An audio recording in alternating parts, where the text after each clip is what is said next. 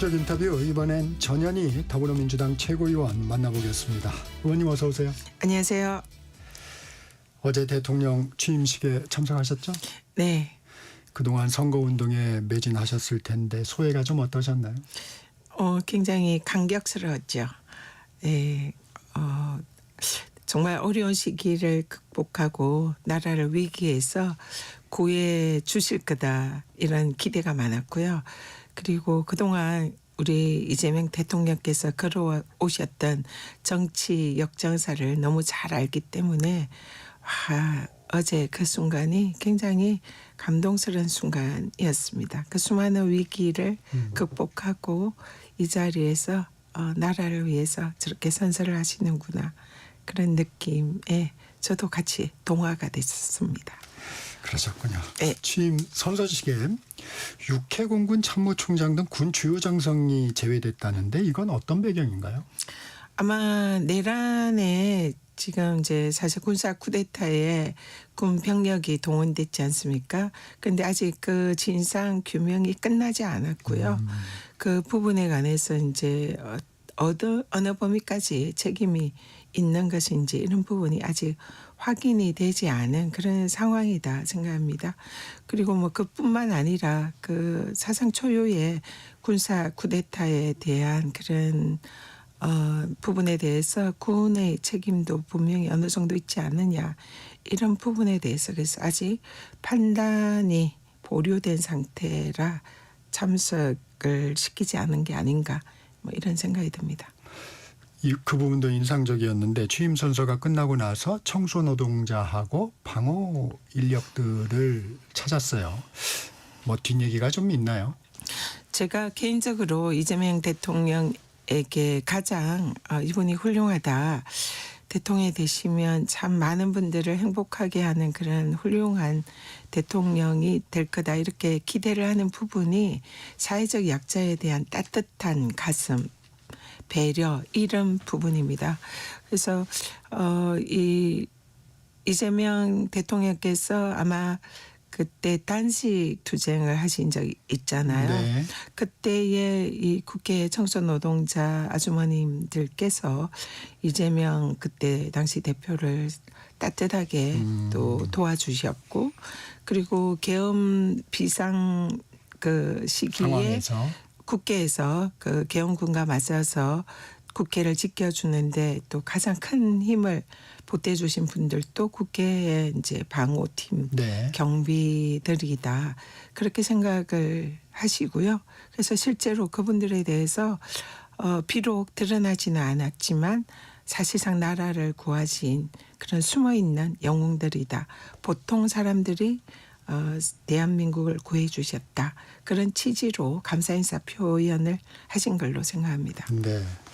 이재명 대통령 취임사에서 이 크게 통합하자는 게 또 대통령의 또 다른 의미라고도 했습니다. 어떻게 들으셨습니까? 네, 취임식은 아니고 이제 취임 선서식인데요. 그 대통령 선거를 하는 도중에도 이 통합을 굉장히 강조를 하셨습니다. 신발에도 빨강과 파랑을 같이 넣었고 우리 그 선거 캠페인 할 때도 그 현수막이라든지 이런 거에 빨강과 파랑을 같이 곁들여서 빨강과 파랑, 뭐 진보와 보수, 영남과 혼합, 동과 서, 뭐 남북 이런 개념 없이 국민을 통합하는 그런 대통령이 되겠다. 이것을 계속 강조를 하셨고요. 취임 선서식에서도 그런 이제 것을 가장 중요한 일성으로 말씀하셨고 또 실제로 뭐 넥타이나 이런 것도 네. 그런 부분을 상징하는 색깔을 한 걸로 봐서는 아마 저는 이재명 대통령은 역사에 남는 그런 통합의 대통령으로 그렇게 기록되지 않을까 기대를 합니다. 말과 이미지에서는 지금 그런 부분이 얘기되고 있는데 앞서 국민의힘 김대식 의원한테도 그 부분을 여쭤봤는데 통합을 국민이 좀 체감하기 위해서는 어떤 조치가 좀 뒤따라야 될까요? 일단 그 지금 현재 동서의 갈등이 굉장히 심하지 않습니까?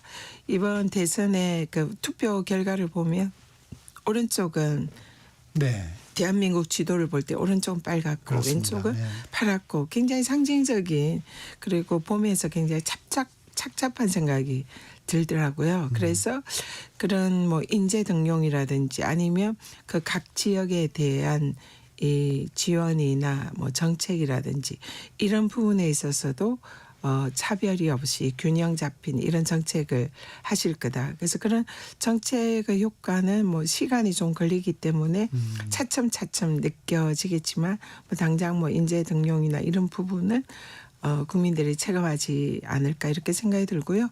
그리고 야당에 대해서도 이미 통합과 화해의 메시지를 어제도 내셨습니다. 그래서 앞으로 윤석열 대통령의 경우에는 대통령 당시에 이재명 대표와 야당 대표와 거의 소통을 하지 않았잖아요. 네. 그리고 범죄 혐의자다 뭐 이러면서 무시하면서 사실상 야당 대표를 홀대하고 대화를 단절을 했는데 어제 당장 이재명 네. 대통령은 첫날부터 오찬회동을 했어요. 야당 대표들과 함께하는 모습을 보였고 또 발언에서도 앞으로 야당 대표들과 자주 소통하고 전화도 자주 드리고 자주 만나겠다 이런 말씀을 하셔서 이미 취임 첫날부터 그런 것을 행동에 옮겼다 그렇게 생각합니다.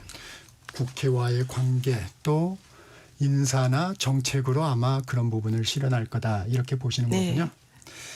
향후 국정운영 방향 실용적 시장주의 정부가 되겠다고 했습니다. 실용적 시장주의 이거 어떻게 해석하십니까?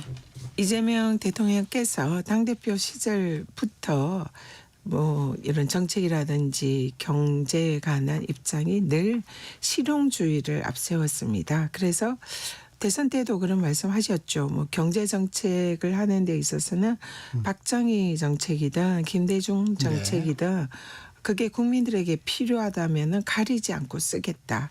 그래서 이미 이 정책에는 뭐 여야가 없고 빨강과 파랑이 없다. 이념이 있을 수가 없다. 이런 말씀을 늘 일상에서 하셨고요. 그런 것을 앞으로 실천을 하실 거다 생각합니다. 그래서 경제는 이 국민들을 먹고 살게 하기 위한 도구일 뿐이지 그 자체가 이념이 있는 게 아니잖아요.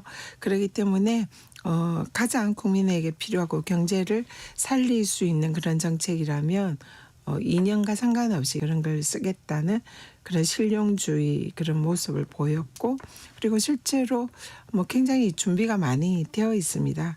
경제나 뭐 다방면에 있어서 그래서 뭐 앞으로 대한민국을 성장과 회복 저희들이 대선 때 이런 걸 많이 강조를 했는데요. 다시 대한민국이 정상국가로서 경제 선진국이 될 수 있도록 아마 굉장히 큰 역할을 하실 거다. 그렇게 기대를 합니다.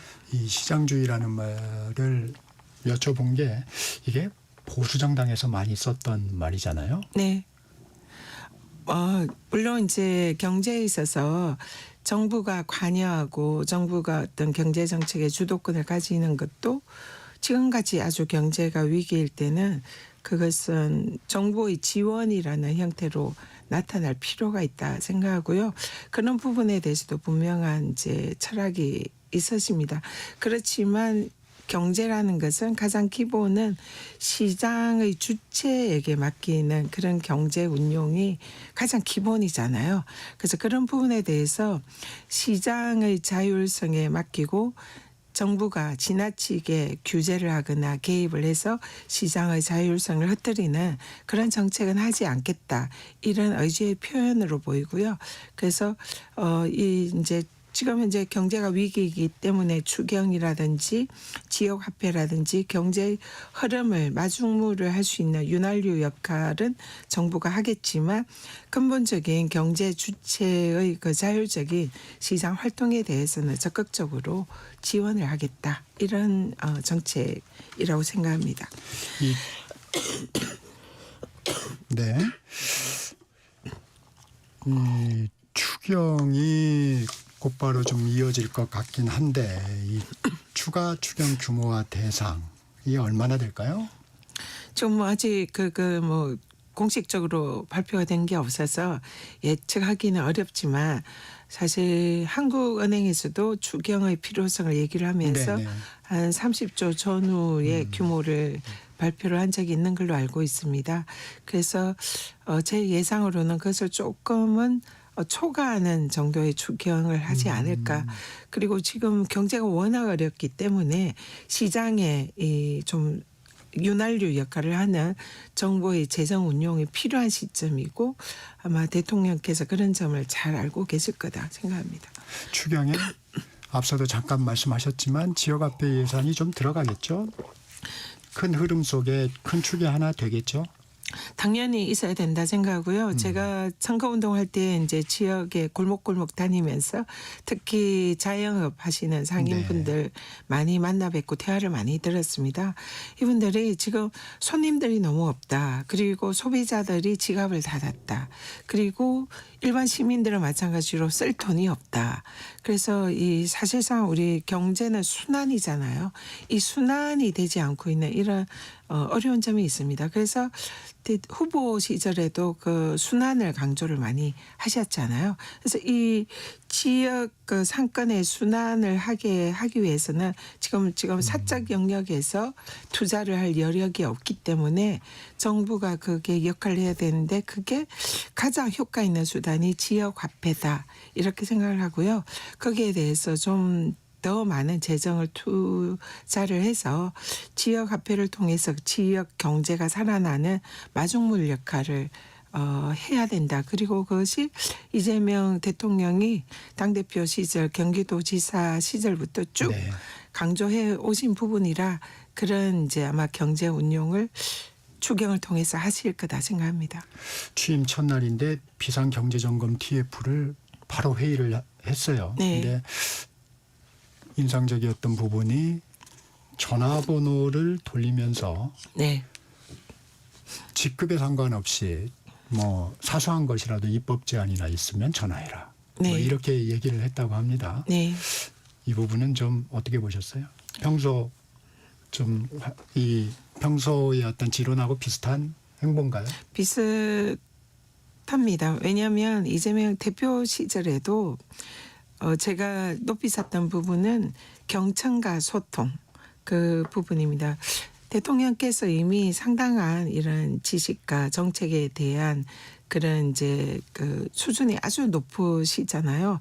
그래서 본인이 생각하는 그런 경제 정책 방향이나 이런 것이 분명히 있음에도 불구하고 그것을 토론에 붙이고 그리고 토론 과정에서 나타나는 이 여러 뭐 반대 의견이라든지 새로운 제안이라든지 이런 것을 늘 귀를 기울였었습니다. 그렇기 때문에 그런 평소에 그런 행동이 또 그런 식으로 나타난 거다 생각하고요. 많은 사람들에게 새로운 아이디어나 또 미처 생각하지 못했던 필요한 정책 이런 부분에 대해서 조언을 얻을 거다 생각하고요. 또 공직자들이나 공무원들이 그런데 사실은 전문가 아닙니까? 그래서 거기에 대해서 하급 공무원들이라 하더라도 그리낌 없이 대통령에게 그런 제안을 해달라 이런 말씀으로 이해가 됩니다. 네. 이재명 대통령이 지금 트럼프 대통령, 미국 대통령과 통화하기 전인데 미국 백악관에서 이런 메시지를 냈습니다. 한미동맹은 철통 같은 상태를 유지하고 있다. 미국은 전 세계 민주주의 국가에 대한 중국의 개입과 영향력을 우려하고 있고 여기에 반대한다고 했습니다. 좀 이례적인 입장인 것 같은데 어떻게 해석하십니까? 아마 중국과 이제 관계가 개선되는 것에 대해서 약간은 미국의 입장에서 우려를 한 게 아닌가 이렇게 생각이 드는데요. 사실 미국이 그렇게 우려할 필요는 없다 생각합니다. 왜냐하면 우리 이재명 대통령께서도 한미 동맹에 대해서는 확고한 신념과 의지를 가지고 계십니다. 그래서 후보 시절에도 이미 미국과 소통을 했었고요. 미국에 대해서 한미 동맹의 굳건함 이런 부분에 대한 메시지를 전달을 한 걸로 알고 있습니다. 그래서 대통령이 지금 되셔서 뭐 가장 첫 번째로 지금 오늘 이제 곧 아마 있을 것 같은데요. 네. 트럼프 대통령과 또 전화로 소통을 하지 않습니까? 그래서 뭐 이거는 뭐 사석이건 공식적인 자리에건 늘 미국과의 관계, 이 한미 동맹 이 부분은 가장 중요하다는 걸 강조를 하셨고 실천에 옮기실 거고요. 같고요. 다만 이제 뭐 경제에 있어서는 중국이 대한민국과 이 경제 네. 측면에서는 중요한 또 교역 상대국이잖아요. 그래서 그런 부분에 대한민국의 경제를 더 살리기 위해서는 중국과의 이 경제 파트 부분에 있어서도 좀 더 활발한 그런 교류가 필요하다. 이런 이제 정책을 할 걸로 생각하지만 그런 중국과의 관계가 한미 동맹을 흐트리거나 뭐 문제가 되지는 않을 거다 이렇게 생각합니다. 미국이 이재명 대통령에 대해서 친중 이미지를 갖고 있는 거 아닌가 하는 우려 때문에 이제 이 발언이 좀 주목되는 것 같습니다. 전혀 그런 건 아니고요. 그 이재명 대통령 역대 민주당 정부가 그랬지만 이 다자 간의 이런 교류를 통해서 대한민국의 국익을 그 극대화하는 이런 부분이 결국은 대한민국의 경제라든지 이런 또 국가 위상을 높이는데 도움이 되는 그런 외교 행보를 많이 했잖아요. 그런 측면에서 중국과의 관계도 아마 개선이 있을 걸로 생각이 되지만 그렇다고 해서 미국과의 관계가 흐트러지거나 한미 동맹이 뭐 여러 가지 뭐 침해를 네. 받거나 이런 전혀 없습니다. 그렇기 때문에 미국도 그런 부분은 잘 알 거다 생각합니다. 이재명 대통령 첫 인사가 있었습니다. 김민석 의원이 총리 후보자로 지명이 됐는데 어떤 의미로 해석을 하십니까? 가장 유능한 인재를 적재적소에 쓰겠다는 이재명 대통령의 이사원칙이 반영된 거다 생각하고요.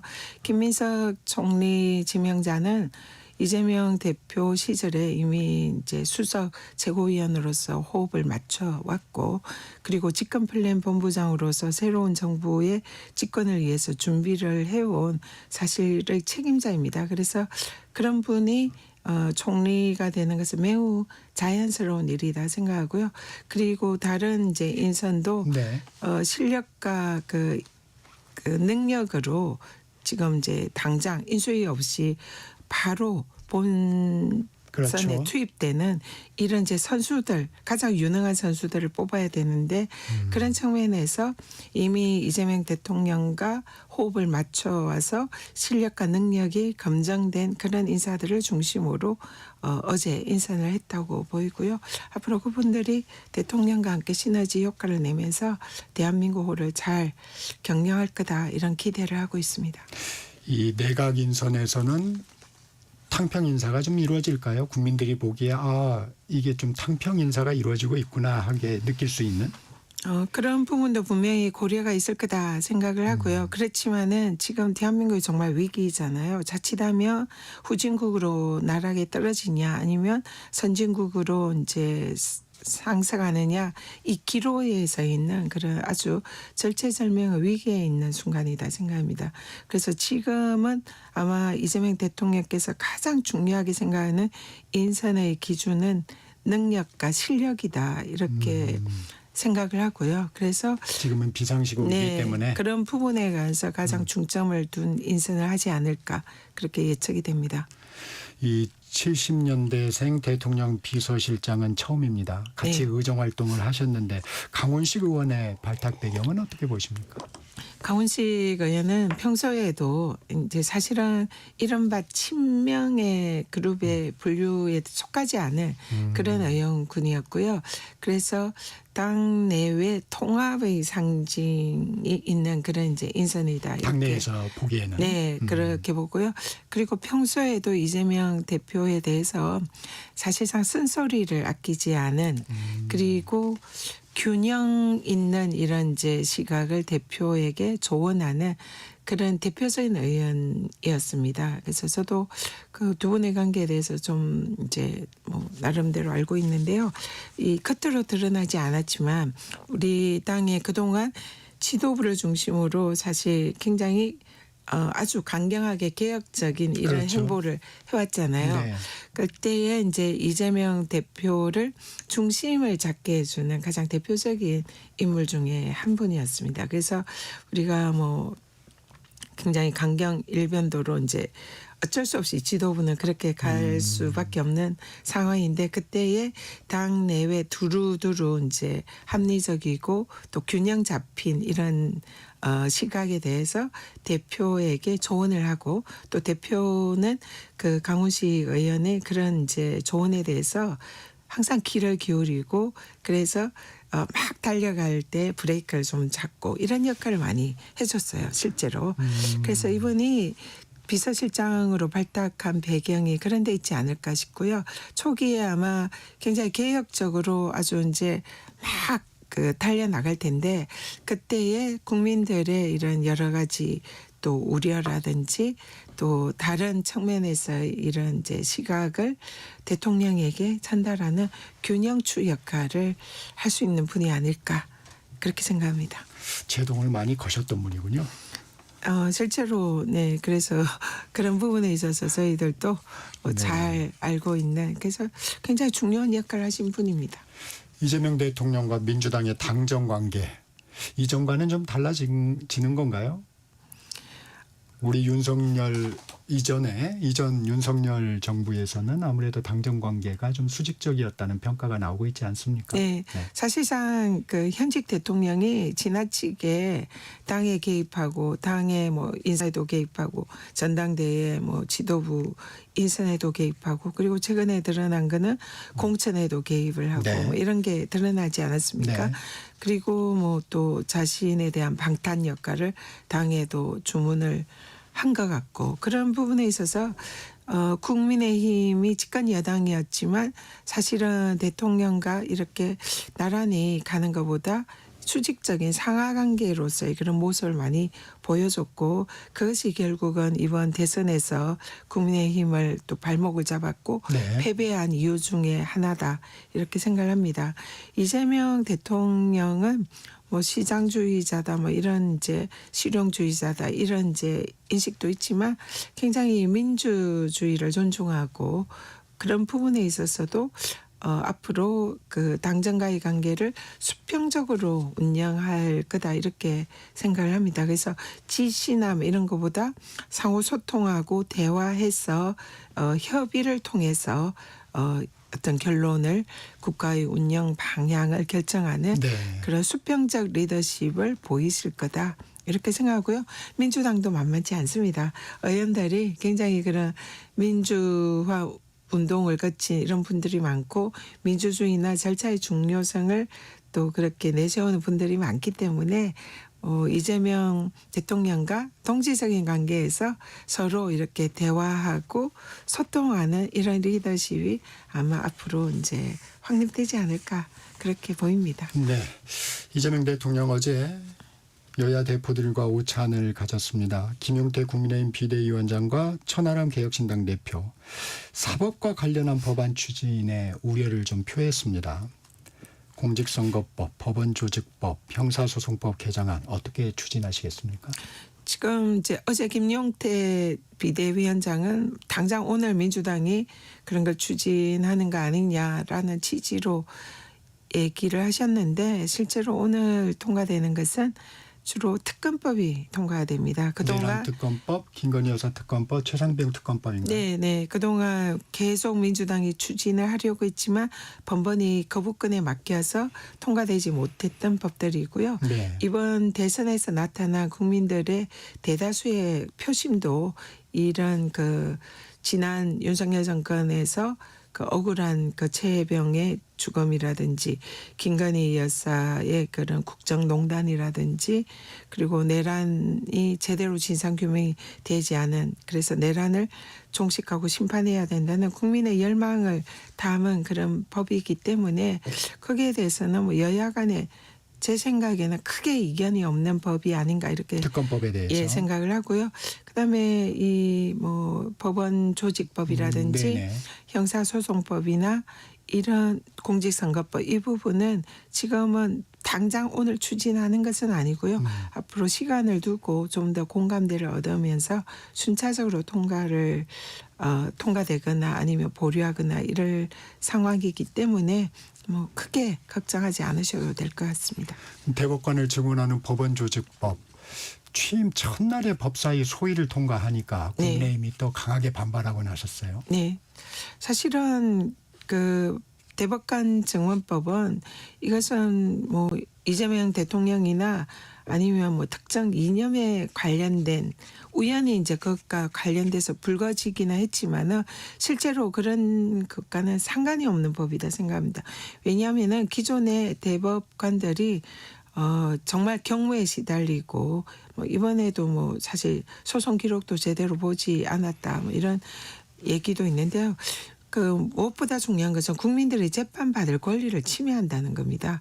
그래서 대법원에 상고를 했지만은 뭐 1년이건 2년이건 뭐 심하면 몇 년이 걸리는 이런 경우도 굉장히 많이 우리가 목격하고 있지 않습니까? 그래서 대법관이 사건 수가 너무 많아서 이런 그 재판이 신속히 진행되지 네. 않는 이 부분에 대해서는 계속 대법관을 정언할 필요가 있다는 것이 그동안 공감대를 이루어 온 사안이다 생각하고요.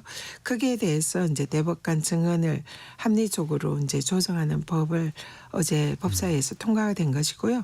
이것은 뭐 꼭 뭐 새 정부 출범하고 그렇게 연관시켜서 볼 문제는 아니다. 이렇게 생각합니다. 당장 이재명 대통령 재판은 어떻게 되나요? 이게 공직선거법 파기환송심이 18일에 예정이 돼 있고 대장동 재판도 네, 천천히 뭐 물 드셔도 됩니다.